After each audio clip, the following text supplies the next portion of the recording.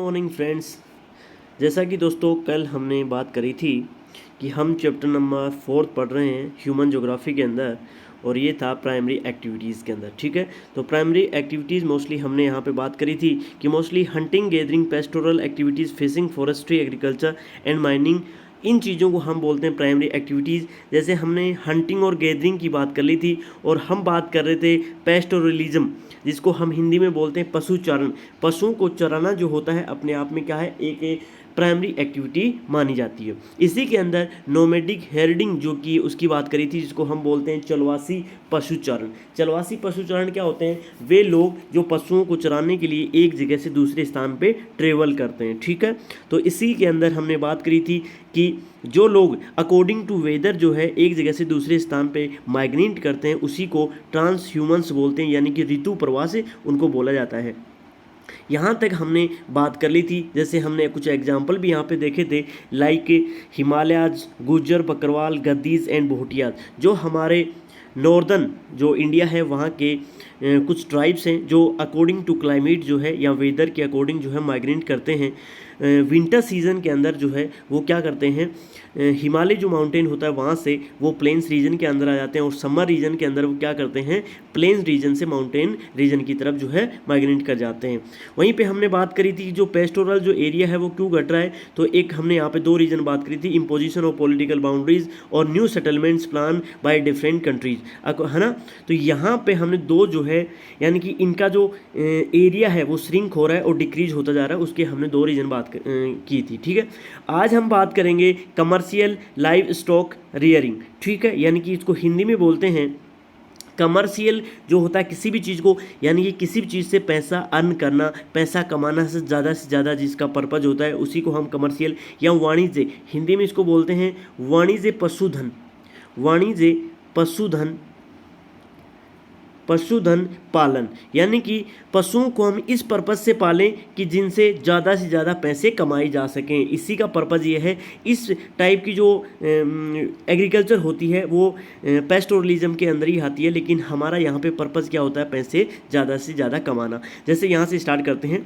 Unlike nomadic herdings, commercial livestock rearing is more organised and capital intensive, यानी कि यहाँ पे intensive, यानी कि यहाँ पे जो कमर्शियल लाइव स्टॉक होता है इसके अंदर जो अन्य जितनी भी जो पशुचारण होता है, हमने जैसे हेयरडिंग की बात करी थी, नोमैडिक, पेस्टोरल, जितने भी जो पशुओं को चराते हैं, उनसे ज़्यादा एक तो यहाँ पे क्या होता है, कैपिटल ज़्यादा लगता है, यानी कि पैसे ज़्यादा खर्च होते हैं, और उनसे ज़्यादा ऑर्गेनाइज्ड है सेक्टर कमर्शियल। यानी कि यहाँ पे जो चलवासी पशुचारण की अपेक्षा जो वाणिज्य कमर्शियल लाइव स्टॉक रियरिंग है उसमें अधिक, ये अपने आप में एक तो व्यवस्थित है, ऑर्गेनाइज्ड है, और इसमें कैपिटल जो है वो ज़्यादा लगती है, यानी कि पैसे जो है, पूंजी जो है ज़्यादा लगती है। वहीं पर हम बात करें जो कमर्शियल लाइव स्टॉक होता है वो initially associate with the western culture, यानी कि पश्चिमी देशों से जो है ये एसोसिएट है, वहाँ के कल्चर को देखकर ही ये कमर्शियल लाइव स्टॉक रेंचिंग जो है स्टार्ट हुआ था। यानी कि पश्चिमी देशों में इस प्रकार का जो लाइव स्टॉक कमर्शियल रियरिंग जो किया जाता है, वाणिज्य पशुधन पालन किया जाता है, वो पश्चिमी देशों में ज़्यादातर देखने को मिलता है। ठीक है, वहाँ पे प्रैक्टिस ऑन परमानेंट रेंचेज, वहाँ पे क्या बनाए जाते हैं, परमानेंट रेंचेज बनाए जाते हैं, यानी कि स्थायी फार्म हाउस बोलते हैं इनको। रेंचेज होते हैं बड़े बड़े फार्म बनाकर वहाँ पे पशुओं को रखना, और उनसे वेरियस टाइप के जितने भी प्रोडक्ट्स होते हैं, जैसे चमड़ा हो गया, वूल हो गई, ठीक है, वहीं पे बात करें जैसे मिल्क हो गया, तो वो प्रोडक्ट करके वो क्या करते हैं, मार्केट में शेयर कर देते हैं। तो यहाँ पे जो कमर्शियल लाइव स्टॉक जो रियरिंग है, यानी कि वाणिज्य पशुधन पालन है, उसका पर्पज़ बड़े बड़े फार्म बनाकर ज़्यादा इन्वेस्टमेंट करके काफ़ी ऑर्गेनाइज्ड बनाकर जो है पैसे कमाना होता है, और ये किससे एसोसिएट है, वेस्टर्न कल्चर से एसोसिएट है। These ranches cover permanent ranches, these ranches cover large area and divided into numbers of parcel, यानी कि पार्सेल होते हैं छोटी छोटी इकाइयों के अंदर। जैसे यहाँ पे एक फार्म है, यहाँ पे एक फार्म है, यहाँ पे एक फार्म है, तो यहाँ पे जितने भी छोटे छोटे फार्म है इनको अलग अलग यूनिट के अंदर डिवाइड कर रखा है। यानी कि हम बात करें, ये जो फार्म होते हैं जो बड़े बड़े होते हैं, ये बहुत बड़े क्षेत्र में फैले होते हैं, और संपूर्ण क्षेत्र को छोटी छोटी इकाइयों के अंदर क्या कर रखा है, डिवाइड कर रखा है। ठीक है, तो ये आपको ध्यान करना है। इसके बाद में हम बात करें which are fenced to regulate the grazing, यानी कि ये जो चराई को नियंत्रित करने के लिए इन्हें बाड़ लगाकर एक दूसरे से अलग किया जाता है। When the grass of parcels is grazed, animal are moved to another parcel, यानी कि देखो छोटी छोटे यहाँ पे फार्म हाउस होते हैं, उनके बीच में जो होती है वो बाड़ बना दी जाती है, जिससे एनिमल जो है वो एक दूसरे से दूर रहें, ठीक है, एक दूसरे से लड़ाई झगड़े नहीं करें, आपस में फंसे नहीं। तो उनको चराई करने को, यानी कि चराई करने के लिए उनकी व्यवस्था, जैसे कुछ यहाँ पे 20-25 जो है एनिमल केटल्स यहाँ पे सेट कर रखी है, तो चराई की व्यवस्था करने के लिए इनको यहाँ पे रख रखा है, चराई करने के लिए इनको यहाँ पे और इनको यहाँ पे, तो उनको अलग अलग डिवाइड करके रखा जाता है मोस्टली, किसके अंदर, कमर्शियल लाइव स्टॉक रियरिंग के अंदर, ठीक है। इसके बाद में हम बात करें, the numbers of animal in pasture is kept according to the carrying capacity on of the pasture, यानी कि जो वाणिज्य पशुधन पालन है उनमें पशुओं की जो संख्या होती है वो चरागाह की क्षमता के अकॉर्डिंग ही रखी जाती है, यानी कि हमारा फार्म कितना बड़ा है उसके अकॉर्डिंग ही हम उसमें क्या रखेंगे, एनिमल या फिर वेरियस टाइप के केटल रखेंगे, ठीक है। जैसे हम एक सपोज दैट यहाँ पे हमारे पास कैपेसिटी है 20 एनिमल्स की, यानी कि 20 भेड़ें हम रख सकते हैं, लेकिन यहाँ पे 20 भेड़ों की कैपेसिटी 20 से ज़्यादा हम यहाँ पे नहीं रखेंगे, ठीक है। तो ये यहाँ पे ये बात बता रहा है कि अकॉर्डिंग टू पैस्चर जो है चारागाह के अकॉर्डिंग ही, कैपेसिटी के अकॉर्डिंग ही वहाँ पे एनिमल्स रखे जाते हैं। This is the specialised activity in which only one type of animal is reared, यानी कि यह एक अपने आप में क्या है, एक विशिष्ट एक्टिविटी है, कौन सी, कमर्शियल लाइव स्टॉक रियरिंग, और इसमें केवल एक ही प्रकार के पशु के ऊपर फोकस किया जाता है, which only type of one animals is Rudyard, यानी कि अपने आप में एक टाइप, यानी कि हमने बात करी जैसे हम एक फार्म हाउस के ऊपर गाय रखेंगे तो वो अपने आप में गाय के ऊपर ही फोकस करेंगे पूरा पूरा, तो यहाँ पे एक एनिमल के ऊपर पूरा फोकस किया जाता है। जैसे हम बात करें इनमें वैसे कौन कौन से एनिमल है जो वहाँ पे हम इनको पालते हैं, रेयरिंग करते हैं। So important animal include ships, यहाँ पे भेड़ें पाली जाती हैं, केटल्स पाले जाते हैं, गोट्स पाई जाती हैं और हॉर्सेज पाले जाते हैं। तो ये जो कमर्शियल लाइव स्टॉक रियरिंग है इसके अंदर हम घोड़े, भेड़ें और फिर केटल जो होती है ना, जैसे गाय वगैरह हो गई, गोट्स हो गई, बकरियां हो गई, इनको जो है यहाँ पे पालते हैं और उनसे बनने वाला जो प्रोडक्ट्स होता है, प्रोडक्ट्स सच एज मीट, उनसे क्या प्राप्त होता है, मीट प्राप्त होता है, ऊन प्राप्त होती है, हाइड्स जो उनकी जो स्किन होती है, उनकी जो खाल होती है, उनसे वेरियस टाइप की क्या बनती हैं, वेरियस टाइप की थिंग्स बनती हैं, चीज़ें बनती हैं, तो उनको भी हम मार्केट में वहाँ से प्रोसेस्ड करके मार्केट में बेच देते हैं। Processed and packed scientifically and exported to different world market, उनको जो है थोड़ा सा साइंटिफिक तरीके से प्रोसेस करके डिफरेंट वर्ल्ड की जो मार्केट है उनके अंदर हम क्या कर देते हैं, सेल कर देते हैं। ये अपने आप में काफ़ी इंपॉर्टेंट है कमर्शियल लाइव स्टॉक रियरिंग, ठीक है, तो ये आपको ध्यान करना है। इसके बाद में हम आगे बढ़ते हैं, जैसे ये बता रहा है rearing of animal in ranching is organised and scientific basis, और यहाँ पे जो मोस्टली एनिमल पाए जाते हैं उनको एक तो साइंटिफिक जो तरीका होता है, साइंटिफिक टेम्परामेंट होता है उसके अकॉर्डिंग, यानी कि एनिमल को पूरा फोकस रखा जाता है कि किसी प्रकार की कोई डिजीज़ नहीं हो जाए, बीमार नहीं हो, उनकी हेल्थ केयर के ऊपर फोकस किया जाता है। और पूरा जो साइंटिफिक तरीका होता है, जैसे हम किस प्रकार से उनको पानी पिला रहे हैं, किस प्रकार से उनकी चराई के ऊपर फोकस कर रहे हैं, लिमिटेड खाते हैं, लिमिटेड खिलाते हैं और लिमिटेड प्रोडक्ट जो है उनसे प्राप्त करते हैं। तो ये जो है साइंटिफिक जो बेसिस होता है उसके अकॉर्डिंग हम पशुओं को पालते हैं, किसके अंदर, कमर्शियल लाइव स्टॉक रियरिंग के अंदर। इसके बाद में हम बात करें जो पशु मार्ग होता है, पशु वैज्ञानिक आधार पे यहाँ पे व्यवस्थित किया जाता है और उनमें पशुओं के किन किन चीज़ों के ऊपर दी मैन, देखो यहाँ पे मोस्टली यहाँ पे एरिया ऑफ नोमैडिक हेयरिंग, यहाँ पे हमने पहले ही बात कर ली थी। अब यहाँ पे जैसे एम्फेसाइजेज इज़ ऑन ब्रीडिंग, उनकी जो जितने भी एनिमल होते हैं हम फोकस करते हैं उनकी ब्रीडिंग के ऊपर, यानी कि किस प्रकार से प्रजनन करते हैं, यानी कि किस प्रकार से वो उनके बच्चे होते हैं, इनके ऊपर फोकस करते हैं।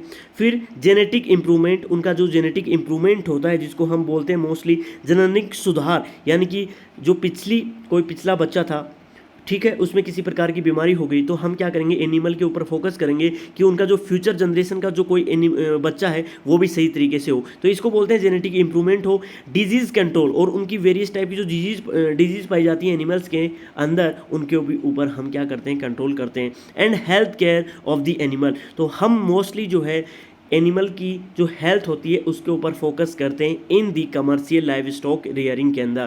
तो ये आपको ध्यान करना है कि यहाँ पे हम एनिमल की ब्रीडिंग के ऊपर, जेनेटिक इंप्रूवमेंट के ऊपर, उनकी डिजीज़ जो होती है और उनकी हेल्थ के ऊपर फुल्ली फोकस करते हैं।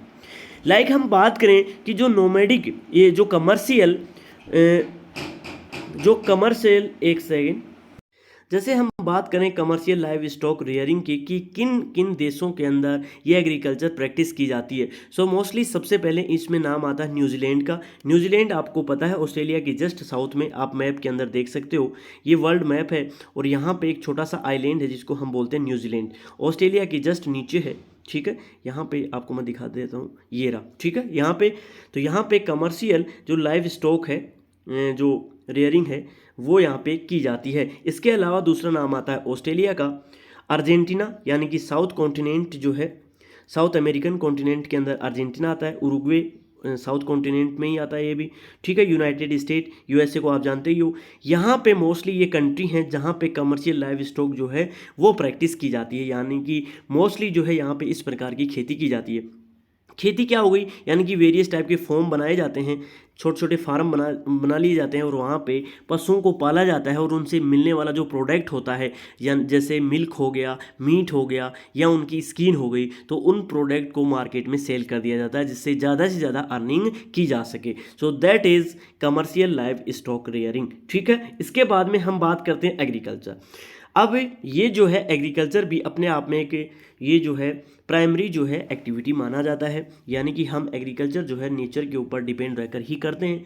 सो जो एग्रीकल्चर है, खेती है, सबसे अपने आप में इम्पोर्टेंट मानी जाती है। इंडिया के रेफरेंस में बात करें तो एग्रीकल्चर जो है अपने आप में एक जीडीपी को ग्रोथ करने वाला सेक्टर हमेशा से रहा है और कभी भी नेगेटिव जो है इसकी ग्रोथ नहीं देखने को मिली। और मोस्ट ऑफ यानी कि हमारे इंडिया का 60% जो लेबर है वो एग्रीकल्चर के ऊपर ही डिपेंड रहता है और मोस्टली जो लोग हैं वो इंगेज्ड हैं इन एग्रीकल्चर। ठीक है, सो let's start. Agriculture is the practiced under multiple combinations of physical and social economic conditions which give rise to different type of agriculture system। यानी कि विश्व में जो पाई जाने वाली जो भौतिक, सामाजिक और आर्थिक दशाएं जो हैं कृषि कार्य को प्रभावित करती रहती हैं। यानी कि हम बात करें ये जो एग्रीकल्चर हम विश्व में करते हैं उनको इफेक्ट डालने के लिए वेरियस टाइप की चीज़ें होती हैं, उनमें फिजिकल, सोशल, इकोनॉमिक कंडीशन जो हैं वो जिम्मेदार हैं। ठीक है, इसी प्रकार से हम बात करें यहाँ पे इसके प्रभाव को देख सकते हैं, which give rise to different type of agriculture system, जो क्या करते हैं इसी प्रभाव के कारण विभिन्न कृषि प्रणालियाँ देखी जाती हैं। Based on methods of farming, यानी कि मेथड के अकॉर्डिंग फार्मिंग को different type of crops are grown and livestock raised. The followings are the main agriculture system, यानी कि इनके आधार पर हम क्या करते हैं, कृषि जो होती है, कृषि विभिन्न प्रकार के फसलों का बोया जाना तथा पशुपालन विभिन्न कृषि विधियों पर आधारित होता है और उनको हम कई प्रकार से डिवाइड कर सकते हैं। लाइक पहली एग्रीकल्चर का नाम है सब्सिस्टेंस एग्रीकल्चर। सब्सिस्टेंस का बेसिक अर्थ होता है अपने खुद के लिए भरण पोषण के लिए एग्रीकल्चर करना, यानी कि अपनी पेट पूजा करना, उसी को सब्सिस्टेंस एग्रीकल्चर बोला जाता है। हिंदी में इसका नाम होता है निर्वाह कृषि, यानी कि अपने परिवार का भरण पोषण करना करके जिस एग्रीकल्चर से किया जाता है उसको बोलते हैं निर्वाह कृषि, अपने परिवार का पेट पालना, इसका ज़्यादा पर्पज रहता नहीं है। Subsistence agriculture is one in which the farming areas consume all or nearly so of these products locally grown. It can be grouped into two categories: primitive subsistence agriculture and intensive subsistence agriculture। so subsistence यानी कि निर्वाह कृषि जो होती है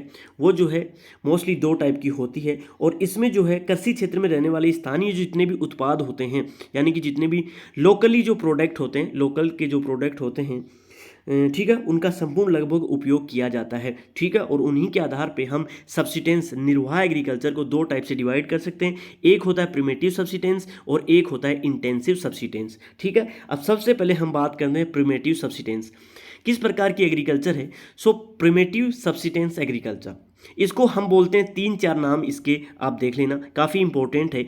एक तो हिंदी में बोलते हैं इसको आदिमकालीन निर्वाह कृषि, यानी कि आदि मानव जो खेती करता था उसको आदिकालीन निर्वाह कृषि बोला जाता है।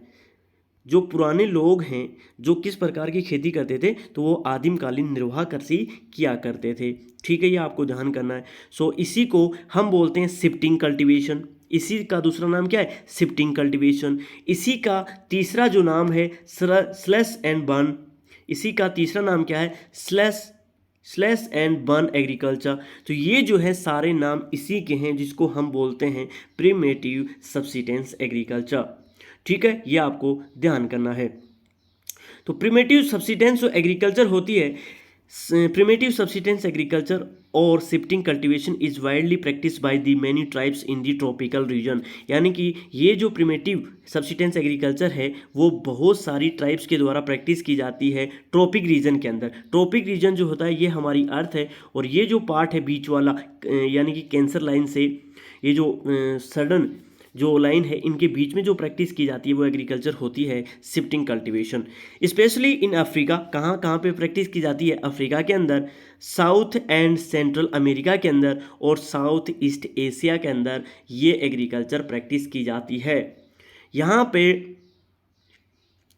पे देखो, ये जो है आपको मैंने इससे पहले बताया था, कमर्शियल लाइव स्टॉक रेयरिंग का जो है एरिया आप यहाँ पे देख सकते हो। जैसे जो ऑस्ट्रेलिया यहाँ पे हो गया, यहाँ पे अफ्रीका हो गया, यहाँ पे उरुग्वे, अर्जेंटीना, यहाँ पे यूएसए और यहाँ पे सेंट्रल रसिया वगैरह हो गया, या फिर ईस्टर्न यूरोप का पार्ट होगा। तो यहाँ पे जो है कमर्शियल लाइव स्टॉक रेयरिंग जो है वो प्रैक्टिस की जाती है। वहीं पे हम बात करें प्रिमेटिव जो सब्सिस्टेंस एग्रीकल्चर होती है तो वर्ल्ड में कहाँ कहाँ प्रैक्टिस की जाती है? तो यहाँ पे मोस्टल जो ट्रॉपिकल रीजन होता है वो इनके बीच जो है वो किया जाता है। यानी कि लाइन ऑफ कैंसर और लाइन ऑफ कैप्रिकॉर्न के बीच में जो है मोस्टली जो है ये प्रिमेटिव सब्सिस्टेंस एग्रीकल्चर प्रैक्टिस की जाती है। इसके अंदर मोस्टली हम यहाँ पे अमेजोन बेसिन का जो रीजन है, या फिर बात करें हम जो साउथ अमेरिका कॉन्टिनेंट है उसके नॉर्थ वाले हिस्से में, यहाँ पे अफ्रीका रीजन के अंदर, यहाँ पे ईस्ट एशियन जो स्टेट हैं, कंट्रीज़ हैं, वहाँ पे भी ये प्रैक्टिस की जाती है प्रिमेटिव सब्सिस्टेंस एग्रीकल्चर, यानी कि आदिमकालीन निर्वाह कृषि इसको बोला जाता है। ठीक है।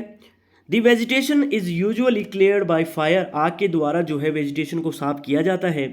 और फिर इसमें क्या करते हैं?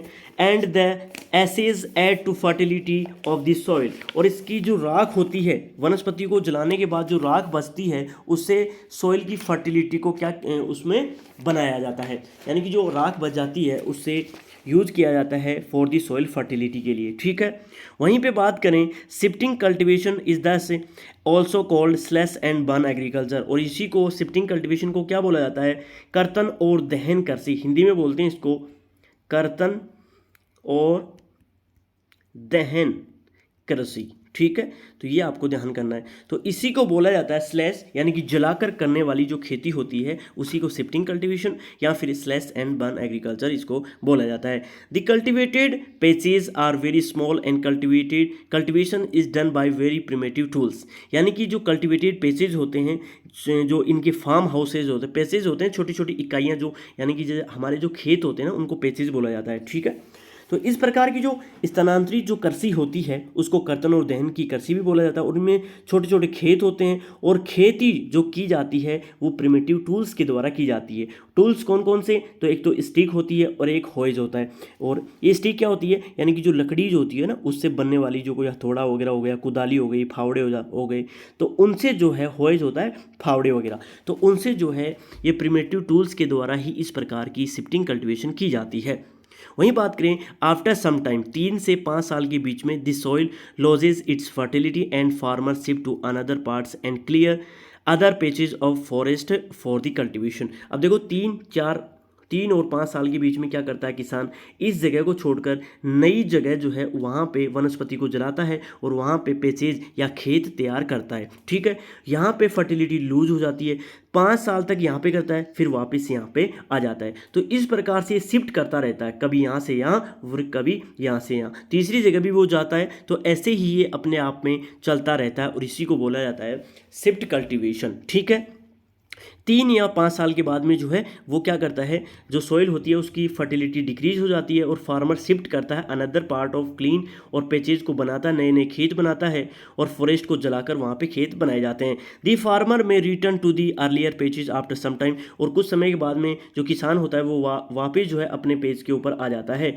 One of the major problem of shifting cultivation is that the cycle of jhum becomes less and less due to loss of the fertility in different parcel. अब देखो इसका जो शिफ्टिंग कल्टीवेशन होती है इसका एक अपने आप में एक नुकसान भी होता है। क्या होता है? एक तो इससे जो सॉइल होती है उसकी फर्टिलिटी डिक्रीज होती है और क्या होता है इससे, ये जो लैंड्स होती हैं वो थोड़ा सा यानी कि यहाँ पे वेजिटेशन फिर ग्रो नहीं कर पाती। तो शिफ्टिंग कल्टीवेशन की अपने आप में एक समस्या ये रही है कि इस क्षेत्र में जो भूमि की उर्वरकता होती है, फर्टिलिटी होती है, वो कम होती जाती है धीरे धीरे। और जिसमें झूम का चक्कर आग लगाकर कृषि जो की जाती है, जैसे झूम जो होती है, जैसे यहाँ पे एक वर्ड आया है झूम, जो जैसे कोई एरिया है वहाँ पे आग लगाकर हम उसकी वनस्पति को जला देते हैं तो उसी को हम क्या बोलते हैं, झूम बोलते हैं। ठीक है, तो आग लगाकर कृषि क्षेत्र तैयार करते हैं ना, उसी को झूम बोला जाता है। और जो झूम एरिया होता है become less and less due to loss of fertility in different parcel. तो ये क्या कर जाती है, अपनी जो फर्टिलिटी होती है वो ख़त्म कर देती है और इसका जो एरिया होता है वो भी घटता चला जाता है। ठीक है, ये आपको ध्यान करना है। अब देखो जो हमारी जो झूम है, शिफ्टिंग कल्टीवेशन है, it is the prevalent in tropical region in different time. अब देखो इस खेती को अलग अलग जगह के ऊपर अलग अलग नामों से जाना जाता है। जैसे मैं आपको एग्जांपल दूं, झूमिंग इन नॉर्थ ईस्टर्न स्टेट, इंडिया के जो नॉर्थन ईस्टर्न स्टेट है वहाँ पे इसको झूमिंग बोला जाता है। मिल्पा जो है सेंट्रल अमेरिका और मैक्सिको के अंदर इसको मिल्पा बोला जाता है। और जो लदांग है वो इंडोनेशिया और मलेशिया में इसको बोला जाता है। तो 3 जो है वो रीजन हो गए। और इसके अलावा भी कुछ नाम हैं इसके, जैसे चेना हो गया, दैया हो गया। इंडिया के अंदर भी वेरियस टाइप के इसको के नाम से बोलते हैं, जैसे चेना, मिल्पा, ठीक है, झूमिंग, लदांग, ठीक है। तो वेरियस टाइप के इसके नाम है। जैसे हम बात करें, यहाँ पे 3 एग्जांपल आपकी बुक के अंदर दे रखे हैं। झूमिंग हमारे ईस्टर्न स्टेट के अंदर, मिल्पा सेंट्रल अमेरिका और मैक्सिको के अंदर, लदांग इंडोनेशिया और मलेशिया के अंदर, और भी कुछ स्टेट हैं जहाँ पे अलग अलग नामों से इसको बोला जाता है। ठीक है, तो ये जो है नाम जो नीचे मैं आपको कमेंट बॉक्स में लिख के जो है आप बता भी सकते हो और मैं भी आपको प्रोवाइड करवा दूंगा। इसके बाद में हम बात करेंगे इंटेंसिव सब्सिस्टेंस एग्रीकल्चर। इसको बोलते हैं इंटेंसिव जो सब्सिस्टेंस होती है इसको बोलते हैं गहन निर्वाह कृषि। इसको बोलते हैं गहन निर्वाह कृषि। देखो ये होती क्या है, तो यहाँ पे हम इसको डिवाइड करते हैं इनटू 2 पार्ट्स। फर्स्ट जो है एक तो चावल, जहाँ पे इसमें जो है इंटेंसिव जो है ना, इंटेंसिव हमारा क्या रहता है, 2 फसलों के ऊपर रहता है। एक तो पेडी, पेडी क्या होती है, चावल होते हैं। तो एक तो पेडी के ऊपर फोकस करते हैं, और एक व्हीट और जो विंटर सीजन के अंदर जितनी भी क्रॉप्स होती हैं उनके ऊपर फोकस करते हैं। तो यहाँ पे इसको डिवाइड कर सकते हैं अपन 2 पार्ट्स में, एक तो पेडी के ऊपर फोकस करते हैं और एक व्हीट के ऊपर फोकस करते हैं। तो एक बार यहाँ पे अपन देख लेते हैं। मोस्टली इंटेंसिव जो सब्सिस्टेंस एग्रीकल्चर होती है वो mostly highly found in densely populated region of monsoon Asia. तो जो जहाँ पे मानसून आता है एशिया के अंदर और जहाँ पे पॉपुलेशन डेंसिटी हाई पाई जाती है वहाँ पे इंटेंसिव सब्सिस्टेंस एग्रीकल्चर प्रैक्टिस की जाती है। पहली चीज़ तो आपको ये ध्यान करनी है। इसको हम डिवाइड कर सकते हैं 2 टाइप से। पहला जो है intensive subsistence agriculture dominated by the wet paddy cultivation, यानी कि पेडी होता है चावल। ठीक है, तो चावल जहाँ पे पैदावार ज़्यादा होती है एक तो वो होता है, और एक होता है इसके अलावा जितनी भी क्रॉप्स होती हैं लाइक वीट, सोयाबीन, बार्ले और शोरगम, ये जितनी भी और क्रॉप्स होती हैं, और फिर हमारा इंटेंसिव उनकी ग्रोथ करने के भी ऊपर भी होता है। तो ये इसको डिवाइड करते हैं 2 पार्ट्स के अंदर। पहला पार्ट है intensive subsistence agriculture dominated by the wet paddy cultivation, यानी कि जो चावल प्रधान गहन निर्वाह कृषि होती है उसमें हम मुख्य जो फसल होती है वो चावल ही होती है। This type of agriculture is characteristics by the dominance of the rice crop. इसमें जो डोमिनेंस होता है वो राइस क्रॉप का ही होता है। और जो लैंड होल्डिंग होती है वो बहुत ही छोटी होती है due to high density of population. यहाँ पे पॉपुलेशन हाई रहने की वजह से जो पैचेज होते हैं या फिर लैंड होल्डिंग है वो बहुत ही कम होती है, यानी कि छोटे छोटे खेत ही देखने को मिलते हैं। जो फार्मर्स होते हैं वो काम करते हैं किसकी हेल्प से, अपनी फैमिली के जो घर पे जितने भी मेंबर्स होते हैं, family labours leading by intensive use of land. यानी कि एक फैमिली के अंदर 20 आदमी हैं तो वो 20 आदमी एक ही खेत में लगे हुए हैं। ये जो है इसी को बोलते हैं intensive subsistence agriculture dominated by the wet paddy cultivation. Mostly जो है use of machinery is limited, इसके अंदर मशीनरी यूज होती नहीं है, और most of agriculture operations by are done by the manual labour. और ये जो खेती की जाती है ना इसके अंदर ज़्यादा मानव श्रम का अधिक महत्व नहीं है, जो मैनुअल जो लेबर होती है उसी से जो है काम करवाया जाता है। और farms yard manure is use to maintain the fertility of the soil. और मैन्योर क्या होता है, जो हमारी देसी खाद होती है, जो गोबर वगैरह होता है वही इसमें यूज किया जाता है, जिसको हम हरी खाद भी बोलते हैं। तो जो फार्म के अंदर जो है हम यूज़ करते हैं फर्टिलिटी के लिए मैन्योर, हरी खाद को उपयोग करते हैं। इस कृषि के अंदर जैसे हम बात करें, in this type of agriculture the yield per unit area high, देखो यहाँ पे पर यूनिट एरिया हाई रहता है but labour productivity is low. ये काफ़ी इंपॉर्टेंट लाइन है कि ये जो एग्रीकल्चर होती है कौन सी, intensive subsistence agriculture dominated by the paddy cultivation, यानी कि चावल प्रधान जो कृषि होती है, यहाँ पे प्रति इकाई उत्पादन इसको बोलते हैं इन दी, यानी कि पर यूनिट एरिया जो होता है इसको पर यानी कि पर इकाई बोला जाता है। उत्पादन तो कम होता है लेकिन जो लेबर प्रोडक्टिविटी होती है वो कम होती है और प्रति उत्पादन अधिक होता है। देखो यहाँ पे पर यूनिट एरिया जो है हाई होता है और लेबर प्रोडक्टिविटी है वो बहुत ही कम होती है। ठीक है, नेक्स्ट है intensive subsistence agriculture dominated by crops other than paddy. Paddy के अलावा जितनी भी क्रॉप्स हैं उनका भी जो है चावल रहित जो गहन निर्वाह कृषि है वो मोस्टली कहाँ पे प्रैक्टिस की जाती है, इसके बारे में बात करेंगे।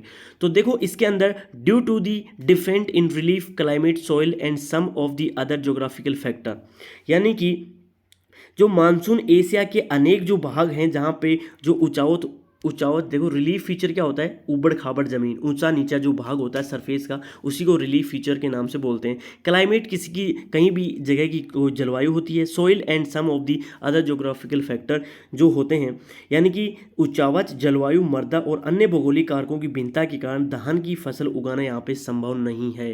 यानी कि ये जो खेती है, जैसे कोई एरिया है वहाँ पे ये फैक्टर हैं जिसके कारण हम वहाँ पे चावल नहीं उगा सकते। सिंपल सी बात ये है कि कुछ ऐसे फैक्टर हैं जिसके कारण वहाँ पे हम क्या नहीं कर सकते, वहाँ पे चावल नहीं उगा सकते। Some of the other geographical factor is not too practical to grow paddy in many parts of monsoon Asia. तो एशिया के कुछ ऐसी जगह हैं जहाँ पे ये जो जोग्राफिकल फैक्टर हैं जिनके कारण हम चावल को नहीं उगा सकते, उनकी बजाय हम क्या उगाते हैं, तो वहाँ पे एक तो उगाते हैं गेहूँ, सोयाबीन, बार्ले जो उगाते हैं, और सोरगम एक ये नाम आया है, ये कोई फसल होती है चाइना वगैरह में, शोरपम, तो ये जो है ये भी वहाँ पे एक अपने आप एक टाइप की क्रॉप ही होती है। ठीक है, तो ये भी उगाई जाती है। Are grown in northern China, तो ये कहाँ पे उगाई जाती है, मोस्टली नॉर्दर्न चाइना, मंचूरिया के अंदर, नॉर्थ कोरिया, नॉर्थ जापान के अंदर मोस्टली ये ग्रो की जाती हैं फसलें। ठीक है, in India wheat is grown in western, India के अंदर जो वेस्टर्न पार्ट है वहाँ पे व्हीट का प्रोडक्शन किया जाता है। Parts of the Indo Gangetic plain and millet are grown in dry parts of western and southern India.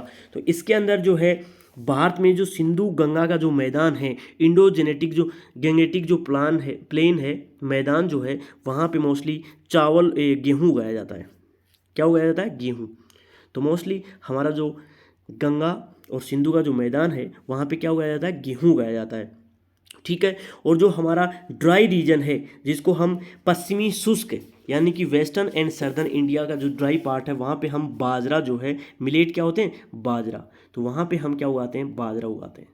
तो ये आपको ध्यान करना है। जैसे राजस्थान की तो फेमस जो क्रॉप होती है वो अपने आप में क्या है, बाजरा ही है मानी जाती है। अब देखो इस जो ये most of this characteristics of this type of agriculture are similar to those dominated by wet paddy except the irrigation is often used. अब देखो जो चावल प्रधान कृषि है, जैसे हमने बात करी थी जहाँ पे हम डोमिनेट रखते हैं चावल को, केवल अंतर इसमें यह है कि इसमें सिंचाई की जाती है। देखो ये जो दो टाइप थे, हमने यहाँ पे इंटेंसिव जो इसकी बात करी थी, तो यहाँ पे इसके दो टाइप थे।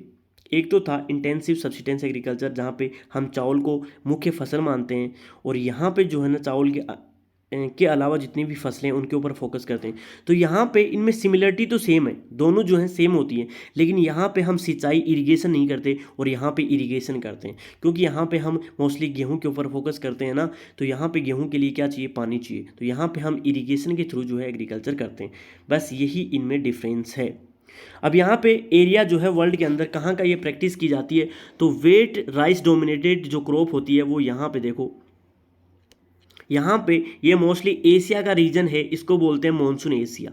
ठीक है, बस इतना सा रीजन है सब्सिस्टेंस एग्रीकल्चर का। तो यहाँ पे एरिया आप देख सकते हो, वर्ल्ड में और कहीं प्रैक्टिस नहीं की जाती, मोस्टली एशिया के अंदर ये प्रैक्टिस की जाती है। इसका दो टाइप है, कौन सी एग्रीकल्चर का, इंटेंसिव सब्सिस्टेंस फार्मिंग का। ठीक है, इसके दो टाइप हैं, एक तो जहाँ पे राइस को हम फेमस जो है या फिर डोमिनेटेड क्रॉप मानते हैं, और एक अदर क्रॉप होती है। तो यहाँ पे एशिया का जो मॉनसून रीजन है वहीं पे प्रैक्टिस की जाती है। इसके अलावा जो है अब इसके अलावा जो है हम पढ़ेंगे प्लांटेशन एग्रीकल्चर, यानी कि इसको बोलते हैं रोपण। देखो अब इसमें एक छोटी सी लाइन हो रही है, the European colonised many parts in the world and they introduce some of the other form of agriculture such as the plantations which were mainly profit oriented large scale production system. अब देखो Europe के जो लोग थे उन्होंने अपने अपने क्या वर्ल्ड के अंदर अपनी अपनी कॉलोनी बसाई थी, तो उन्होंने जो प्रिमेटिव जितनी भी कल्टीवेशन होती थी उनके अलावा कुछ ऐसी कृषि के बारे में जो है इंट्रोडक्शन करवाया कि वो जो है वो प्लांटेशन के नाम से जानी गई बाद में, ठीक है। यानी कि यूरोपियन जो लोग थे उन्होंने ही प्लांटेशन एग्रीकल्चर के बारे में सबसे पहले बताया था, उन्होंने प्लांटेशन एग्रीकल्चर के बारे में सबसे पहले प्रैक्टिस करी थी, ठीक है। अब बात करते हैं जैसे प्लांटेशन एग्रीकल्चर होती क्या है, तो जिस प्लांट करते हैं ना, रोपण बोलते हैं इसको, रोपण कृषि, ठीक है हिंदी में।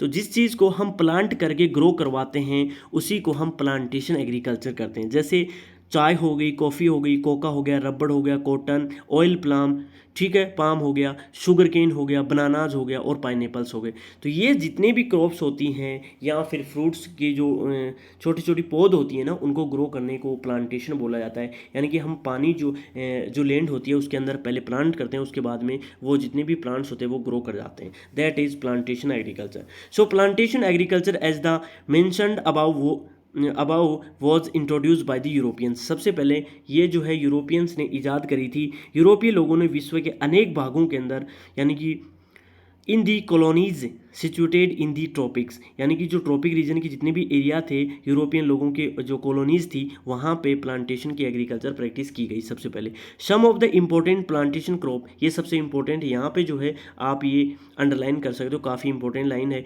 कि जो प्लांटेशन क्रॉप्स होती कौन कौन सी हैं, तो tea, coffee, cocoa, rubber, cotton, oil, palm, sugar cane, bananas and pineapples, that is all plantation crops, ठीक है। तो यह आप अंडरलाइन कर सकते हो। Next is the characteristics of features of this types of the farmings are large states of plantations, large capital investment. अब देखो इनमें क्या होता है, ये जो प्लांटेशन फार्मिंग होती है इसमें अपने आप में एक तो बहुत बड़ा फार्म चाहिए होता है, बड़ी कृषि का आकार बहुत विस्तृत होता है। इस प्रकार की कृषि का आकार जो है बड़े बड़े पहले क्या बनाने पड़ते हैं, फार्म बनाने पड़ते हैं, वहीं पे तो हम क्या करेंगे, प्लांट करेंगे। लार्ज कैपिटल इन्वेस्टमेंट, और इसमें क्या चाहिए होता है, इसकी कैरेक्टरिस्टिक्स हैं, ये आप ध्यान कर लेना।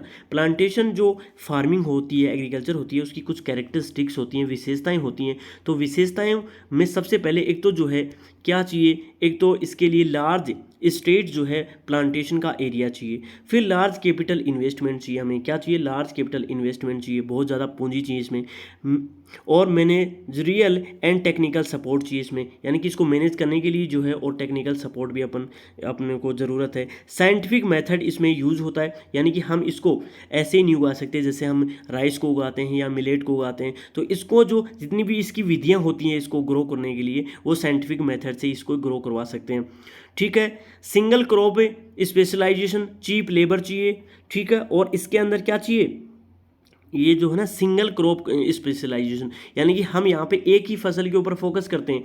जैसे आपको कहीं भी कोई जैसे माउंटेन है, वहाँ पे चाय के बागान मिलेंगे तो पूरे ऑल ओवर क्या मिलेंगे, चाय के बागान ही मिलेंगे, ठीक है। तो यहाँ पे हम एक फसल के ऊपर फोकस करते हैं। चीप लेबर, यानी कि सस्ते श्रमिक, जो कामगार होते हैं, श्रमिक होते हैं, वो सस्ते चाहिए। And good system of transportation, तो हमें क्या चाहिए, परिवहन व्यवस्था भी अच्छी चाहिए। Which link the states to the factor and market for the export of the products, यानी कि यहाँ से हम क्या उगाते हैं, यातायात विकसित होना चाहिए जिसके द्वारा बागान जो होते हैं और बाजार सुचारू रूप से जुड़े रहते हैं। देखो यहाँ पे किस चीज़ की ज़रूरत होती है, अच्छी कनेक्टिविटी होती है, तो हमारा जो प्रोडक्ट होता है जो हमने हमारे फार्म के ऊपर प्रोड्यूस करा है, तो उसको अच्छा ट्रांसपोर्टेशन होगा, तो उससे हमें क्या कर सकते हैं, अच्छे से ट्रांसपोर्ट या फिर एक जगह से दूसरे स्थान पे आसानी से भेज सकते हैं। तो इसके लिए हमें ट्रांसपोर्टेशन, अच्छी चीप लेबर चाहिए, एक सिंगल क्रॉप स्पेशलाइजेशन चाहिए, साइंटिफिक मेथड चाहिए हमें, और टेक्निकल सपोर्ट चाहिए, कैपिटल इन्वेस्टमेंट और लार्ज स्टेट चाहिए। यानी कि ये सारी कैरेक्टरिस्टिक्स हैं अबाउट दी प्लांटेशन एग्रीकल्चर। अब देखो कुछ एग्जाम्पल दे रखे हैं आपकी बुक में कि ये कहाँ कहाँ प्रैक्टिस की गई हैं। देखो France established cocoa and coffee plantation in West Africa, जो फ्रांस के लोग थे उन्होंने अपनी कॉलोनी बसाई मोस्टली वेस्ट अफ्रीका के अंदर, तो वहाँ पे उन्होंने प्लांटेशन किया किसका, कोको और कॉफ़ी का, तो ये ध्यान कर लेना। उन्होंने वहाँ पे कॉफ़ी और कोको, कहवा बोलते हैं इसको, ठीक है, कोकोआ, कोकोआ होता है कहवा, ठीक है। तो यहाँ पे उन्होंने फ्रांस के लोगों ने यहाँ पे सबसे पहले प्रैक्टिस की। अब जो ब्रिटिश लोग थे उन्होंने इंडिया और श्रीलंका को मोस्टली कॉलोनी बनाया था, तो यहाँ पे उन्होंने गार्डन्स लगाए, किसके, रबड़ के और टी के, ठीक है। तो यहाँ पे जो ब्रिटिश लोग थे उन्होंने लार्ज टी गार्डन्स लगाए, यहाँ पे उन्होंने टी के गार्डन लगाए और रबड़ के गार्डन लगाए, ठीक है। जैसे फिर रबड़ के और कहीं कहाँ लगाए, तो रबड़ प्लांटेशन इन मलेशिया, तो उन्होंने रबड़ की जो प्लांटेशन लगाया वो कहाँ पे किया, मलेशिया। और जो गन्ना होता है शुगर केन की, और जो केले होते हैं bananas plantation in West Indies, तो उन्होंने जो शुगर केन होता है मोस्टली, जैसे आपने सुना होगा, जो क्यूबा है, क्यूबा कंट्री जो है वो अपने आप में bowl of the sugar cane माना जाता है, यानी कि चीनी का कटोरा माना जाता है क्यूबा देश को। तो वो जो क्यूबा देश है वेस्ट इंडीज़ का ही पार्ट है, ठीक है। तो वहाँ पे उन्होंने प्लांटेशन किया शुगर केन और बनानास का, ठीक है। स्पेनिश जो लोग हैं उन्होंने अपनी कॉलोनी बसाई मोस्टली लेटिन अमेरिका के अंदर, और उन्होंने इन्वेस्ट किया हेविली इन कोकोनट, यानी कि उन्होंने नारियल के ऊपर फोकस किया एक तो, और इसके अलावा जो है उन्होंने किसके ऊपर फोकस किया, sugar cane plantation in Philippines, उन्होंने फिलीपींस के अंदर शुगर केन और कोकोनट के ऊपर फोकस किया। तो ये जो है प्लांटेशन जो एग्रीकल्चर है अलग अलग देशों के अंदर अलग अलग प्रैक्टिस की गई बाय द यूरोपियंस, ठीक है। The Dutch once had monopoly over sugar cane plantation in Indonesia, और जो डच जो लोग थे जिसको होलैंड वासी बोलते हैं, उन्होंने इंडोनेशिया के अंदर मोनोपोली बना के रखी शुगर केन के ऊपर, यानी कि शुगर केन जो है उन्होंने गन्ना की खेती और उनकी प्लांटेशन करी कहाँ पे, इंडोनेशिया। इंडोनेशिया जो है ईस्ट एशियन एक कंट्री है, छोटा सा आइलैंड कंट्री है जो ऑस्ट्रेलिया के नॉर्थ में स्थित है। Some coffee fazendas large plantations in Brazil are still managed by Europeans, काफ़ी इंपॉर्टेंट लाइन है, अंडरलाइन कर सकते हो। जो फेजेंडा पाए जाते हैं, यानी कि लार्ज प्लांटेशन एरिया है ब्राज़ील के अंदर, उनको फेजेंडाज बोले जाते हैं, यानी कि कॉफ़ी के बड़े बड़े जो बागान होते हैं अफ्रीका में उनको फेजेंडा बोला जाता है, और वो अपने आप में यूरोपियन के द्वारा मैनेज किए जाते थे और किए जाते हैं अभी भी, है ना। तो कई जगह तो जो है वहाँ के जो स्थानीय लोग हैं उन्होंने अतिक्रमण कर लिया अभी प्रेजेंट में, लेकिन काफ़ी आज भी जो है लेटिन अमेरिका के कुछ ऐसे देश हैं जहाँ पे यूरोपियंस आज भी कब्जा किए हुए हैं, ठीक है। तो ये आपको ध्यान करना है। तो ऐसे ही एक लार्ज प्लांटेशन एरिया ब्राज़ील के अंदर जिसको फेजेंडा बोला जाता है, जो अपने आप में किसके बागान होते थे, कॉफ़ी के बड़े बड़े बागान होते थे। काफ़ी एग्जामों में पूछा भी जाता है कि फेजेंडा, व्हाट मीनिंग ऑफ फेजेंडा, तो that is large plantation area in Brazil, ठीक है। तो ये क्या है, कॉफ़ी के बड़े बड़े बागान कहलाते हैं जो ब्राज़ील में पाए जाते हैं, ठीक है। आगे बढ़ते हैं। Today ownership of the majority of plantations has passed into the hands of the government और the nationals of the countries concerned. अब देखो ये क्या है, जो प्रेजेंट में ये जो जितने भी बागान हैं उनकी ओनरशिप जो है, वहाँ की मेजॉरिटी ऑफ प्लांटेशन जो है वो वहाँ के जो स्थानीय या स्वामित्व देशों की सरकार और नागरिकों के नियंत्रण में जो है वो सारी चीज़ें उनके अंदर में आ गई। जैसे पहले तो ये सारी जितने भी लैंड वगैरह जितने भी बागान थे ना वो यूरोपियंस के अंडर में थे, लेकिन प्रेजेंट में अधिकतर जो फार्म हाउस या फिर बड़े बड़े प्लांटेशन एरिया हैं वो वहाँ के स्थानीय लोगों के और वहाँ की सरकारों के अंडर में आ चुके हैं, ठीक है। आगे बढ़ते हैं। देखो, the slope of hills are used for tea plantation because of favourable geographical condition. अब देखो चाय का जो मोस्टली बागान, जो चाय का बागान होता है वो माउंटेन्स के कॉन्टूर फार्मिंग के द्वारा किया जाता है। जैसे आपने देखा होगा सीढ़ीदार खेती, ठीक है। तो सीढ़ीदार खेती, अब देखो यहाँ पे आप देख सकते हो जो चाय के बागान होते हैं ना वो इस प्रकार से बनाए जाते हैं, और इसके लिए अपने आप में अनुकूल भौगोलिक दशा क्या है, ढाल का उपयोग होना, यानी कि ढालों को उपयोग करके ही चाय के बागान लगाए जाते हैं। इसके सबसे फेवरेबल जो जोग्राफिकल कंडीशन है वो क्या होती है, द स्लोप ऑफ हिल्स, ठीक है। तो ये आपको ध्यान करना है। Next is extensive commercial grain cultivation. अब देखो एक्सटेंसिव जो कमर्शियल ग्रेन कल्टीवेशन होती है वो क्या होती है, तो इसको बोलते हैं हम विस्तृत वाणिज्यिक, इसको बोलते हैं हम विस्तृत वाणिज्य अनाज कृषि, क्या बोलते हैं, अनाज कृषि। तो ये आपको ध्यान करना है। यानी कि देखो यहाँ पे हम क्या करते हैं, कमर्शियल का मीन्स आ गया कि कमर्शियल हमें पैसे कमाने हैं, किसके थ्रू कमाने हैं, ग्रेन जो मुख्य जो अनाज होता है उसके थ्रू हमें क्या करना है, पैसे कमाने। तो यहाँ पे हम फोकस करेंगे अनाज से पैसा कैसे कमाया जाए, ठीक है। So that is extensive commercial grain cultivation. Commercial grain cultivation is practised in the interior part of semi arid land of mid latitude. अब ये जो कमर्शियल ग्रेन कल्टिवेशन है वो मोस्टली कहाँ पे प्रैक्टिस की जाती है, तो मोस्टली ये मध्य अक्षांश जो होते हैं, मिड लैटिट्यूड्स होते हैं, वहाँ पे प्रैक्टिस की जाती है। और ये कहाँ पे है, तो ये मुख्य आंतरिक और अर्ध शुष्क जो प्रदेश माने जाते हैं, यानी कि interior part of the semi arid land, जो आंतरिक भाग पाए जाते हैं और जो सूखे हैं वहाँ पे, और जहाँ पे क्या है, मिड लैटिट्यूड, यानी कि हमारी जो है अर्थ है, ठीक है। और यहाँ पे ये जो रीजन है, यानी कि 0 डिग्री से 23 के बीच में जो लैटिट्यूड पाए जाते हैं, और कुछ ऊपर के भी हाई लैटिट्यूड होते हैं ना, जहाँ पे उच्च अक्षांश जिनको बोला जाता है, वहाँ पे मोस्टली ये प्रैक्टिस की जाती है।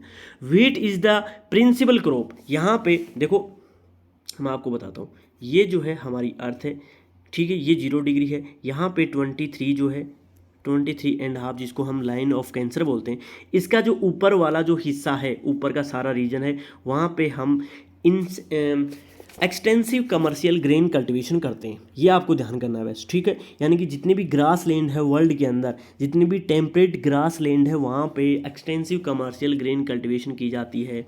बड़े बड़े जो घास के मैदान होते हैं वर्ल्ड के अंदर, वहाँ पे extensive commercial grain cultivation are practised, ठीक है। So wheat is the principal crop. यहाँ पे सबसे प्रिंसिपल फसल कौन सी है, गेहूँ, ठीक है। तो ये आपको ध्यान करना है, गेहूँ इसकी मुख्य फसल मानी जाती है।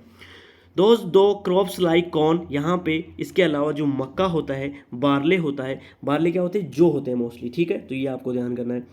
राई, ठीक है, ओट्स, ठीक है, ओट्स जैसे यहाँ पे राई को बोला गया है, और जई, ठीक है, RYE इसको जई बोला जाता है, आर दी ऑल्सो ग्रोन।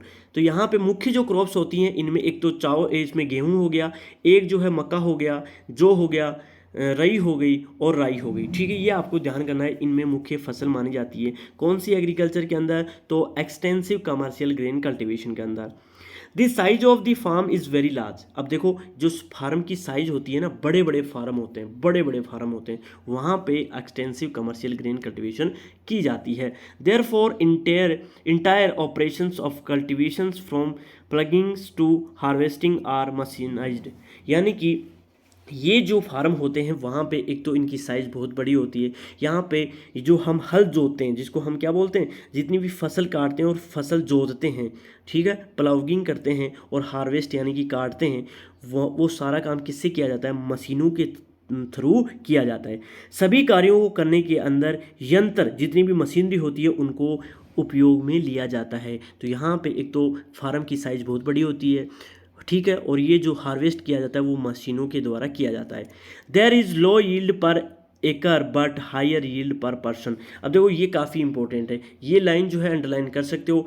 ये जो commercial extensive commercial grain cultivation होती है ना, इसके अंदर जो प्रति एकड़ उत्पादन होता है वो तो कम होता है, लेकिन प्रति व्यक्ति उत्पादन बहुत अधिक होता है। इसीलिए तो ये क्या है, अपने आप में कमर्शियल कल्टीवेशन है। यानी कि देयर इज़ लो यील्ड पर एकड़ जो है ना प्रोडक्शन कम होता है, बट हाई यील्ड पर पर्सन, प्रति व्यक्ति उत्पादन बहुत ज़्यादा होता है। अब देखो एक इंसान जो है उसको यानी कि वहाँ पे प्रोडक्शन कितना होता है, 100 किलो, ठीक है। अब उसकी नीड कितनी है, मात्र 1 किलो की, लेकिन वो जो है 99 किलो जो है वो क्या कर देगा, सेल कर देगा। यही अपने आप में क्या होता है, यानी कि हाई यील्ड पर पर्सन जो है वो बहुत ही ज़्यादा पाया जाता है। और ये देखो यहाँ पे हार्वेस्टिंग हो रही है, फसलों की कटाई, देखो आप इस इमेज में देख सकते हो, यहाँ पे डायरेक्ट फसलों की कटाई करके थ्रेसर भी इसमें इंक्लूड है, और डायरेक्ट जो है यहाँ पे क्या किया जा रहा है, जो फसल है वो अनाज है उसको यहाँ पे लिया जा रहा है, ठीक है। तो मशीनाइज्ड ग्रेन फार्मिंग कंबाइन जो है मोस्टली यहाँ पे एक फेमस मशीन का नाम है कंबाइन, ठीक है, ये आप यहाँ पे देख सकते हो।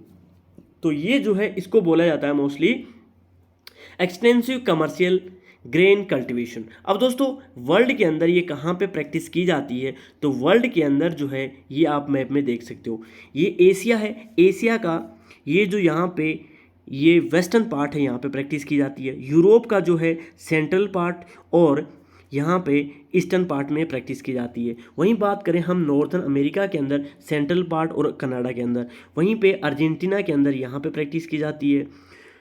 अफ्रीका कॉन्टिनेंट के अंदर साउथ में और ऑस्ट्रेलिया के भी साउथ में प्रैक्टिस की जाती है। अब दोस्तों इसकी कुछ फेमस जो हैं वो नाम है वो आप यहाँ पे देख लेना और काफ़ी इम्पोर्टेंट रहने वाला है, ठीक है। ये पूरी की पूरी लाइन जो है काफ़ी इम्पोर्टेंट लाइन है।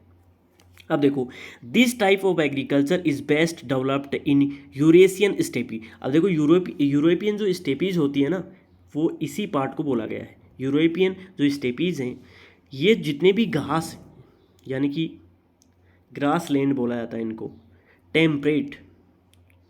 टेम्परेट जो है ग्रास लैंड यानी कि शीत, इसको हिंदी में बोला जाता है शीत उष्ण शीत मैदान। इनको क्या बोला जाता है? उष्ण शीत मैदान बोले जाते हैं, ठीक है। तो यहाँ पे यूरोप और एशिया का जो बीच का पार्ट है, यहाँ पे इसको बोला जाता है स्टेपीज, ठीक है, ये ध्यान कर लेना। फिर कनाडा और अमेरिका के अंदर इनको प्रेरीज बोला जाता है। पंपास अर्जेंटीना के अंदर बोला जाता है। और वेल्स जो हैं वो साउथ अफ्रीका के अंदर बोले जाते हैं। ऑस्ट्रेलिया के अंदर इनको डाउन्स बोला जाता है।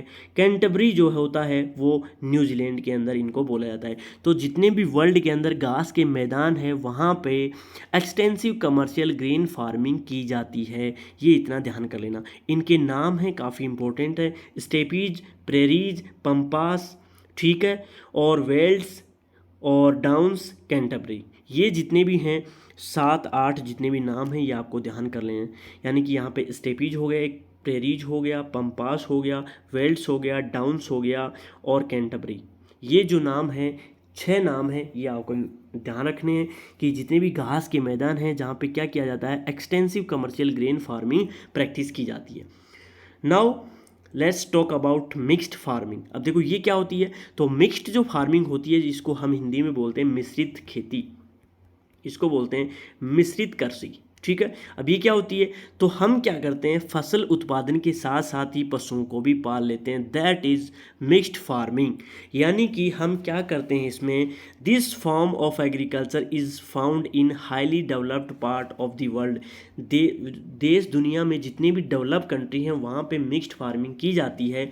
जैसे हम एग्जाम्पल के तौर पे देखें, नॉर्थ वेस्टर्न यूरोप के अंदर, ईस्टर्न नॉर्दर्न अमेरिका के अंदर, पार्ट्स ऑफ यूरेशिया के अंदर और temperate latitude of southern countries, वहाँ पे सभी देशों के अंदर मिक्स्ड फार्मिंग की जाती है। अब मिक्स्ड फार्मिंग होती क्या है, so mixed farm are moderate in size and usually the crops associate with the are. देखो यहाँ पे मुख्य फसल कौन कौन सी होती है, गेहूँ, जौ, ओट्स, राई, मक्का और फोडर। फोडर क्या होता है, जो चारे वाली फसल होती है ना, चारे की, यानी कि पशुओं को चारा देते हैं हम, तो चारे के लिए जो फसल हम उगाते हैं जिसको चरी बोलते हैं गांव देहात की भाषा में, तो वहाँ पे फोडर वो भी उगाई जाती हैं। क्योंकि यहाँ पे हम क्या करते हैं, लाइव स्टॉक भी करते हैं, पशुपालन भी साथ के साथ करते हैं, तो हमें फोडर जो होती है ना वो भी काफ़ी इंपॉर्टेंट फसल इसमें मानी जाती है। तो यहाँ पे जो मिक्स्ड फार्मिंग की क्रॉप्स हैं वो मोस्टली गेहूं, बार्ले, ओट्स, रे, मेज, fodder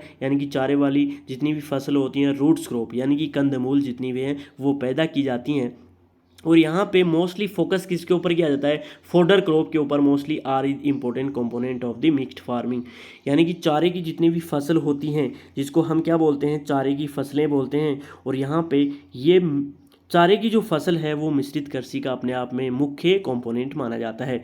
so crop rotations and intercroppings play an important role in maintaining soil fertility. अब यहाँ पे जो क्रॉप रोटेशन है यानी कि फसल जो है रोटेशन चलती रहती है। कैसे चलती रहती है, जैसे एक बार हमने फलीदार फसलें बो दी, उसके बाद में जो है सिंपल फसलें बो दी। जैसे एक बार जो है हमने चना बो दिया, एक बार गेहूँ बो दिया, एक बार हम क्या उगाएंगे, बाजरा उगाएंगे, उसके बाद में नेक्स्ट ईयर हम क्या करेंगे, उसमें वहाँ पे गवार उगा देंगे। तो यहाँ पे एक बार फसली यानी कि फलीदार क्रॉप उगाएंगे और दूसरी बार सिंपल, जिससे क्या बनी रहती है, फर्टिलिटी ऑफ द सॉइल बनी रहती है। सो जो क्रॉप रोटेशन है और इंटरक्रॉपिंग जो है, वो इंटरक्रॉपिंग क्या होता है, यानी कि जो फसल है ना, फसल के साथ ही वेरियस टाइप की और फसल साथ में उगाते हैं, दैट इज़ इंटरक्रॉपिंग, ठीक है। तो इन दोनों के कारण जो है हमारी सॉइल जो होती है उसकी फर्टिलिटी बनी रहती है और equal emphasis is lead on crops cultivation and animal husbandry. अब देखो यहाँ पे हम क्या करते हैं, फसल उत्पादन और पशुपालन दोनों इसमें समान महत्व रखते हैं। यानी कि हम इसमें किसमें कल्टीवेशन भी, क्रॉप कल्टीवेशन भी करते हैं साथ ही साथ, और एनिमल हस्बेंड्री यानी कि पशुपालन भी करते हैं, यानी कि खेती के साथ हम पशुओं को भी पाल लेते हैं, दैट इज मिक्स्ड फार्मिंग। ठीक है। एनिमल लाइक, अब यहाँ पे कौन कौन से एनिमल पाले जाते हैं, तो यहाँ पे केटल यानी कि गाय वगैरह हो गई, भेड़ें हो गई, सुअर होते हैं वो हो गए, पोल्ट्री जो फार्म होते हैं, पोल्ट्री जो जिसमें हम क्या पालते हैं, मुर्गे पालते हैं, provide the main income along with the crops. अब हम क्या करते हैं, देखो फसल तो इस फार्म में हो गई, अब एक फार्म इसके साथ ही जोड़कर और रखते हैं जहाँ पे हम पशुओं को पाल लेते हैं। अब यहाँ पे जितने भी एनिमल्स होते हैं उनका जो जितना भी प्रोडक्शन होता है वो हम क्या करते हैं, सेल कर देते हैं, जिससे हमारी इनकम जो है अच्छी खासी हो जाती है। तो इनको इसलिए पाला जाता है कि साथ के साथ कुछ ना कुछ अर्निंग की जाए। ठीक है। तो यहाँ पे हम क्या करते हैं, क्रॉप कल्टीवेशन भी करते हैं और उसके साथ एनिमल हस्बेंड्री प्रैक्टिस करते हैं। So mixed farming is characteristics by high capital expenditure on farm machinery and building, extensive use of chemical fertilizer and green manure, and also by the skill and expertise of this farmer. अब देखो यहाँ पे जो है ना mixed farming के अंदर क्या होता है, एक तो हमें क्या चाहिए, देखो यहाँ पे कुछ एग्जांपल दे रखा है। एक तो हमें मशीनरी चाहिए, ठीक है, एक बड़ी बड़ी जो है बिल्डिंग चाहिए। बिल्डिंग क्यों चाहिए, क्योंकि हम जो फोडर होता है यानी कि चारा जो होता है वो कहाँ रखेंगे, हमारे जितने भी एनिमल हस्बेंड्री होती है, जो जितने भी पशु होते हैं उनको कहाँ बांधेंगे, तो उनको बांधने के लिए, चारे के लिए और जितना भी प्रोडक्शन होता है उसको रखने के लिए हमें बड़ी बड़ी बिल्डिंगों की नीड पड़ती है। ठीक है। तो उनकी बिल्डिंगों की नीड पड़ती है तो उनके लिए बिल्डिंग चाहिए। और क्या चाहिए, केमिकल जो फर्टिलाइजर होता है उनकी जगह और क्या चाहिए, रासायनिक खाद चाहिए, वनस्पति खाद चाहिए, ग्रीन मैन्योर की भी नीड यहाँ पे हमें देखने को मिलती है। उसके अलावा जो है जो लेबर होती है, फार्मर होते हैं, वो स्किल्ड होने चाहिए और उनको एक्सपर्ट होने चाहिए इन दी फार्मिंग। ठीक है। तो ये सारी चीज़ें हमें ज़रूरत पड़ती हैं इन दी मिक्स्ड फार्मिंग। यानी कि मिक्स्ड फार्मिंग के अंदर क्या क्या होता है, मिक्स्ड फार्मिंग जो है अपने आप में हम क्या करते हैं, क्रॉप फार्मिंग के अंदर यानी कि खेती के साथ साथ पशुओं को भी पाल लेते हैं और ये काफ़ी जो है काफ़ी यूनिक होता है। इसमें हम एनिमल पालते हैं जैसे कैटल, सीप, pigs and poultry provide main income. ये जो है जितने भी एनिमल होते हैं वो हमें इनकम प्रोवाइड करवाते हैं। यहाँ पे हमें क्या चाहिए, मशीनरी चाहिए, बड़ी बिल्डिंग चाहिए और केमिकल फर्टिलाइजर चाहिए। इसके साथ ही ग्रीन मैन्योर यानी कि ग्रीन खाद, हरी खाद चाहिए। इसके अलावा जो फार्मर होते हैं वो स्किल और एक्सपर्ट होने चाहिए इन दी फार्मिंग। नेक्स्ट है डेयरी फार्मिंग। अब देखो डेयरी फार्मिंग के नाम से ही पता चल रहा है कि हम क्या करेंगे, मिल्क प्रोडक्शन, जहाँ पे डेयरी से जुड़े हुए उत्पाद बनाए जाते हैं, दैट इज़ डेयरी फार्मिंग। यानी कि मोस्टली जहाँ पे हम फोकस करेंगे दूध के उत्पादन से, यानी कि दूध का उत्पादन कैसे बढ़ाए और हम मार्केट में उसको किस प्रकार से सेल करें। Dairy is the most advanced and efficient type of the rearing of milch animal. यानी कि जो दुधारू जानवर होते हैं, मिल्च जो है ना जिनसे दूध प्राप्त किया जा सकता है, दुधारू, ठीक है, दुधारू जितने भी जानवर होते हैं जैसे भैंस हो गई, गाय हो गई, ठीक है, और भी वेरियस टाइप के एनिमल्स होते हैं। सो डेयरी व्यवसाय दुधारू पशुओं के पालन पोषण का सर्वाधिक उन्नत और दक्ष अपने आप में, यानी कि इफिशिएंट एंड एडवांस जो है वो एक क्या है, टाइप है। ठीक है। तो डेयरी फार्मिंग के अंदर हमें ऐसे एनिमल की नीड पड़ती है जो दूध बहुत ज़्यादा प्रोवाइड करवा सकते हैं। It is the highly capital intensive, यानी कि इसमें हमें क्या चाहिए, पैसा बहुत ज़्यादा इन्वेस्ट करना पड़ता है। एनिमल सेट्स स्टोरेज फैसिलिटीज़, हमें क्या चाहिए, एनिमल सेट्स, यानी कि अपने आप में क्या होता है, इसमें एक तो अधिक पूंजी चाहिए। ठीक है। इसके अलावा जो है यहाँ पे हमें छप्पर, एनिमल सेट यानी कि हम उनको रखेंगे क्या, तो उनके लिए छप्पर बनाने पड़ते हैं। और घास संचित करने को भंडार चाहिए। ठीक है। Storage facility for the fodder, चारा जो होता है उसको रखने के लिए भी जगह चाहिए। फीडिंग एंड मिल्चिंग्स मशीन चाहिए हमें, जो दूध निकालने की जो मशीन होती हैं वो भी हमें चाहिए। Add to the cost of dairy farming, ये सारी जो हैं चीज़ें कहाँ पे ऐड होती हैं, डेयरी फार्मिंग के अंदर। दूध उत्पादन में अधिक यंत्रों को जो प्रयोग के लिए पूंजी भी अधिक इसमें चाहिए होती है। हम बात करें special emphasis and laid on the cattle breeding, हम जो है यहाँ पे क्या करते हैं, पशुओं के स्वास्थ्य, health care and veterinary services. अब देखो यहाँ पे हम क्या करते हैं, उनका जो जितने भी हमारे पास पशु हैं जो दूध प्रोवाइड करवाते हैं उनकी जो स्वास्थ्य होता है, प्रजनन, ब्रीडिंग होती है, प्रजनन होता है, पशु चिकित्सा पर भी हम क्या करते हैं, थोड़ा फोकस करते हैं। यानी कि जितने भी एनिमल होते हैं जो मिल्च यानी कि जो दुधारू जानवर होते हैं उनकी हम क्या करते हैं, उनके ब्रीडिंग के ऊपर फोकस करते हैं, उनकी हेल्थ के ऊपर फोकस करते हैं और वेटनरी जो सर्विसेज होती हैं उनको प्रोवाइड करवाते हैं। ठीक है, ये आप यहाँ पे एक इमेज दे सकते हो। यहाँ पे हम क्या करते हैं, चारे रखने के लिए एक जगह स्पेस छोड़ देते हैं, यहाँ पे गाय वगैरह और भी एनिमल यहाँ पे बांध सकते हैं। और यहाँ पे इनके पीछे जो है ना पाइप्स लगे रहते हैं, वहाँ पे हम क्या लगाते हैं, दूध निकालने वाली मशीन लगा देते हैं, जिससे एक साथ कई गायों का एक साथ दूध निकाल सकते हैं। अब जैसे एक ऑस्ट्रिया जो है, यूरोप का एक कंट्री है, वहाँ पे गायों को इस प्रकार से डेयरी फार्म के अंदर रखा जाता है और ये जो डेयरी फार्मिंग है वो की जाती है। अब इसकी सबसे इम्पोर्टेंट जो चीज़ है, यहाँ पे आप मैप में देख सकते हो, जो मिक्स्ड फार्मिंग होती है, ठीक है, वो यहाँ पे वर्ल्ड में इस प्रकार से की जाती है। ठीक है, बड़े बड़े जितने भी आपको रेड एरिया दिख रहे हैं, यहाँ पे मिक्स्ड फार्मिंग की जाती है, यानी कि पशुओं के साथ साथ जो है हम क्या करते हैं, खेती भी करते हैं, दैट इज़ मिक्स्ड फार्मिंग। ये एरिया यहाँ पे आप मैप में ड्रॉ कर सकते हो। ठीक है, अब देखो हम बात कर रहे हैं डेयरी फार्मिंग की, तो it is the highly labour intensive as the involves rigorous care and feedings and milking. हम क्या करते हैं यहाँ पे, यानी कि जो प्रजनन होता है उसके ऊपर फोकस करते हैं। There is no off seasons during the year and case of the crop raising. यहाँ पे हम क्या करते हैं मोस्टली, अब देखो इसमें जो है ना, एक तो हाईली लेबर इंटेंसिव चाहिए, यानी कि यहाँ पे जो श्रमिक होते हैं वो इंटेंसिव चाहिए, बहुत ज़्यादा श्रमिकों की नीड पड़ती है। क्या क्यों चाहिए, तो इग्रस जो केयर करनी होती है जानवरों की, यानी कि रूटीन में क्या करनी होती है, यानी कि जो जितने भी जानवर होते हैं उनको चराना चाहिए, दूध निकालने के लिए श्रमिकों की नीड पड़ती है। फीडिंग, उनको फीडिंग करवाने, छोटे छोटे एनिमल होते हैं उनको फीडिंग करवानी होती है और उनसे दूध निकालना होता है। उनके लिए हमें क्या चाहिए, बहुत सारे लेबर चाहिए। There is no off season, यहाँ पे किसी प्रकार का को ऑफ सीजन नहीं रहता जिसके बीच में कोई अंतराल हो, और यहाँ पे हम बीच में फसल वगैरह भी नहीं हो, यानी कि प्रोडक्शन करते हैं, तो इसके लिए लेबर जो है इंटेंसिव चाहिए यहाँ पे। ठीक है, it is the practised mainly near urban and industrial centre. अब देखो ये मोस्टली जो है ना डेयरी फार्मिंग, ये मोस्टली सिटीज़ के नियर बाई एरिया के अंदर की जाती है, जहाँ पे इंडस्ट्री जो है सेटअप देखने को मिलते हैं। यानी कि मोस्टली यूरोपियन कंट्रीज़ के अंदर मोस्टली डेयरी फार्मिंग देखने को मिलती है, लेकिन प्रेजेंट में तो ऑल ओवर वर्ल्ड के अंदर ही देखने को मिलती है। अब देखो जहाँ पे शहर, अर्बन और इंडस्ट्री ज़्यादा होंगी, वहाँ पे दूध की खपत भी ज़्यादा होती है, तो मोस्टली जो डेयरी फार्मिंग होती है उनके शहरों के नियर बाई ही की जाती है, which provide neighbourhood market for the fresh milk. अब देखो जो क्या उपलब्ध करवाता है, फ्रेश मिल्क उपलब्ध करवाता है, डेयरी प्रोडक्ट्स। जैसे जयपुर रहते हो तो जयपुर में आपको सरस, अमूल, वेरियस टाइप के जो है प्रोडक्ट्स मिल जाते हैं। अब देखो ये जो फ्रेश प्रोडक्ट है वो उनके प्लांट्स कहाँ पे देखोगे आप, तो मोस्टली जो जयपुर है उनके नियर बाई ही इनके प्लांट्स मोस्टली देखने को मिलते हैं। ये जयपुर है और इनके नियर बाई जो है सरस वगैरह या अमूल के जो है प्लांट देखने को मिलेंगे, तो यहाँ से शहर में तुरंत जो है सप्लाई आराम से की जा सकती है, जिससे फ्रेश मिल्क जो होता है वो प्रोवाइड करवाया जा सके और जो डेयरी प्रोडक्ट्स होते हैं वो भी आसानी से मिल सकते हैं, जैसे पनीर हो गया, ठीक है, और बटर वगैरह, छाछ वगैरह हो गई, ये सारी चीज़ें इजीली फ्रेश जो है वो प्रोवाइड करवाई जा सकें। तो इनके जो प्लांट होते हैं वो शहरों के नज़दीक होते हैं। द डेवलपमेंट ऑफ ट्रांसपोर्टेशन,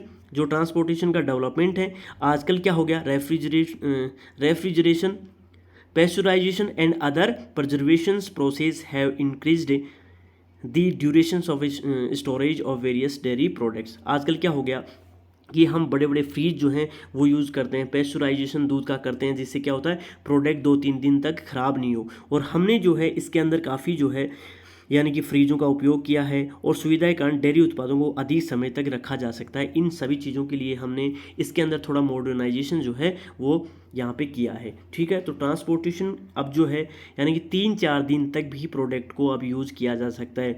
तो वर्ल्ड के अंदर मोस्टली डेयरी फार्मिंग जो होती है कहाँ कहाँ प्रैक्टिस की जाती है, तो इसके लिए जो है 3 रीजन काफ़ी फेमस है। यहाँ पे 3 main regions are for the famous commercial dairy farming, the largest of in the north western Europe. अब देखो नॉर्थ वेस्टर्न जो यूरोप है वहाँ पे डेयरी फार्मिंग सबसे ज़्यादा की जाती है वर्ल्ड के अंदर, ये आपको ध्यान करना है। सेकंड रीजन जो है वो कनाडा, और थर्ड बेल्ट जो है वो है साउथ ईस्टर्न ऑस्ट्रेलिया और न्यूजीलैंड एंड तस्मानिया, ठीक है। तो यहाँ पे 3 रीजन हो गए, पहला जो है नॉर्थ वेस्टर्न यूरोप, दूसरा कनाडा और तीसरा जो है उसके अंदर साउथ ईस्टर्न ऑस्ट्रेलिया, न्यूजीलैंड और तस्मानिया जो रीजन वो आते हैं। तो यहाँ पे मिक्स्ड फार्मिंग मोस्टली जो है शहरों के नियर बाई की जाती है। इसका कोई मैप भी यहाँ पे देख सकते हो आप, डेयरी फार्मिंग का यहाँ पे आप देख सकते हो, तो मोस्टली एक तो रीजन यूरोप में यहाँ पे किया जाता है, एक अमेरिका और कनाडा में, और यहाँ पे तीसरा रीजन जो है वो यहाँ पे, ठीक है। तो ये आपको ध्यान करना है।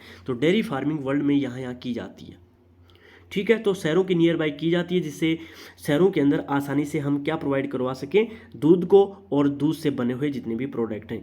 नेक्स्ट में जो है ना, भूमध्य सागरीय खेती के बारे में बात करेंगे, जिसको मेडिटेरियन एग्रीकल्चर बोला जाता है।